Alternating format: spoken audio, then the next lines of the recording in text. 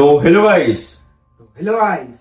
तो भाई लोग फिर से आ चुके हैं एक और खतरनाक हॉरर स्टोरी के साथ। तो गाइस, ये स्टोरी शुरू करने से पहले मैं आपको बताना चाहता हूँ कि ये वीडियो बहुत ही डेंजर होने वाली है। अगर आप इस वीडियो को रात को देख रहे हो तो प्लीज इस वीडियो को यहीं स्किप कर दीजिए और इसको बंद करके सुबह देख लेना, क्योंकि आपकी रातों की नींद टूट सकती है। तो बिना देरी के इस वीडियो को शुरू करते हैं। एक शाम को अरमान अपने घर पे गया और उसकी अम्मी का फोन आया। उसकी अम्मी ने बोला कि बेटा मैनेजर को है ना एक फोटो भेजिए, वो देखना। अरमान ने फोटो खोल के देखा, उसके अंदर एक बहुत ही पुराना चिराग दिखा।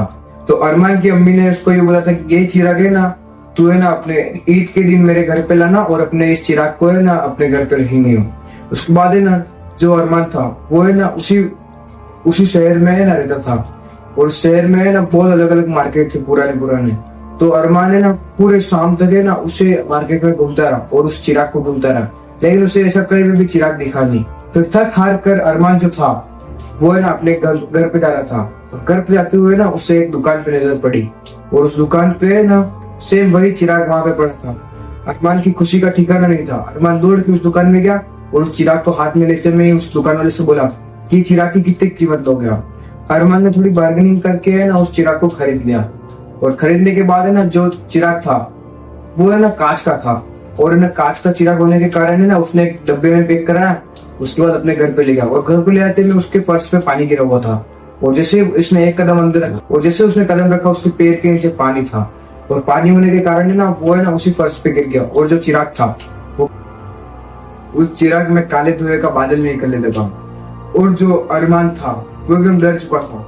उसने है ना फटाफट से उस चिराग को उठाया और है ना डस्टबिन पे डाल दिया।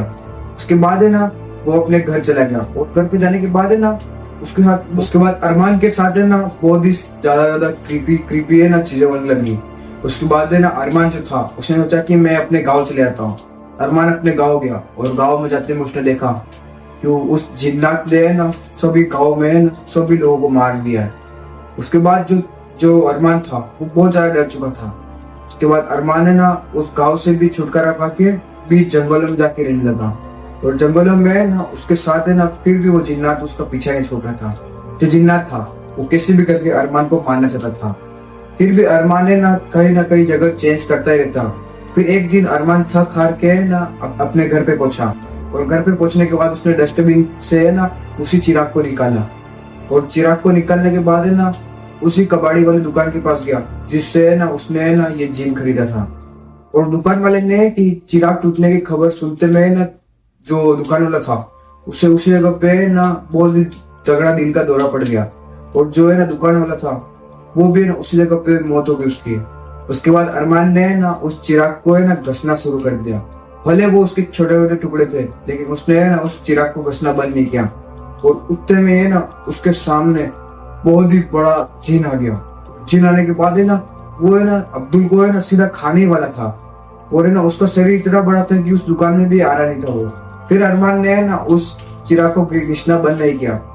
फिर उसके बाद अचानक से है ना उस चिराग में पता नहीं एक अलग सी शक्ति आ गई और उस जिन को है ना उस चिराग के अंदर कैद कर दिया। और कैद करने के बाद है ना जो अरमान था वो है ना अरमान ने एक राह की सांस ली और सांस लेने के बाद है ना अरमान ने उसी दुकान में उस चिराग को रखा और अपने घर पे आ गया। इस तरीके से अरमान के साथ बहुत ही हेवी किस्सा हो गया जो कि वो आज तक भुला ना पाया। तो गाइस, आज की इस वीडियो में बस इतना ही था। तो ये वीडियो आपको कैसी लगी हमें कमेंट में जरूर बताना। तो चलिए मिलते हैं नेक्स्ट वीडियो में, तब तक के लिए राधे राधे।